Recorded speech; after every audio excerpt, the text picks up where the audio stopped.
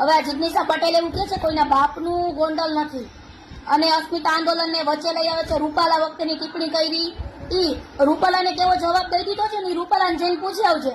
અને હવે તારું બહુ થઈ છે ટુકારા દેવાનું. એક ક્ષત્રિયને તું ટુકારો ન દઈ શક. હો પેલા તે ધમકી દીધી હતી ને ગોંડલ આવું છું નામ ને તેમને આવી લીધું જોઈ લીધું. મિત્રો તમને બધા લોકોને ખબર છે કે જિગીશાબેન પટેલ છે એ ખુલ્લા મિત્રો વાત કીધો ગોંડલનો વિરોધ કરે છે. હવે મિત્રો વાત કીધો આ બેન છે એ તેમના વિરોધની અંદર મેદાનમાં ઉતરી ગયા છે. સોશિયલ મીડિયાની અંદર વિડીયો થયો છે વાયરલ. સૌથી પહેલાં તો ભાઈઓ આપણી ચેનલની અંદર તમે પહેલી વાર આવ્યો હોય તો વિડીયોને શેર કરીને ભાઈઓ સબસ્ક્રાઇબ કરવાનું ભૂલતા નહીં. જે આ મિત્રો વાત કીધો કારણ કે આપણી યુટ્યુબ ચેનલની અંદર લાખો લોકો વિડીયો જોશે પણ ભાઈઓ સબસ્ક્રાઇબ કરવાનું ભૂલી જાય છે. તો ખાસ કરીને સૌથી પહેલાં તો સબસ્ક્રાઇબ કરી લો જેથી હું વાયરલ ટોપિકના વિડીયો જે પણ અપલોડ કરું સૌથી પહેલાં તમને જોવા મળે. તો ભાઈ રાહ કોની જોઉં છું જલ્દીથી સબસ્ક્રાઇબ કરી લો.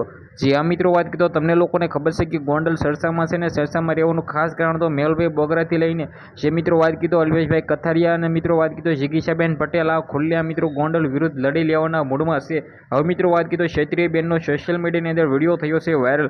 ખુલ્લા મિત્રો વાત કીધું કહી દીધું છે કે મિત્રો જિગીશા પટેલ તારું હવે બહુ થઈ ગયું છે કારણ કે ભાઈઓ ગોંડલ છે એ કરીબ 1-2 મહિનાથી સરસામાં રહ્યું છે અને સરસામાં રહેવાનું ખાસ અને મૂળ કારણ તો જિગીશાબેન પટેલ હોય.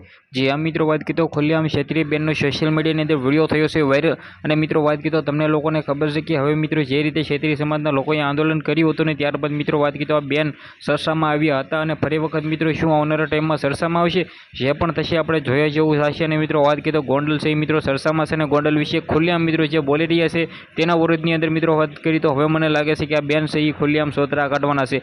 વિડીયોને બને એટલું શેર કરીને સબસ્ક્રાઇબ કરવાનું ભૂલવું નથી. આજના વિડીયોમાંથી આટલી જ માહિતી. આપણે એક નવો વિડીયો મળે ત્યાં સુધી બધા જ લોકોને જય હિન્દ જય ભારત.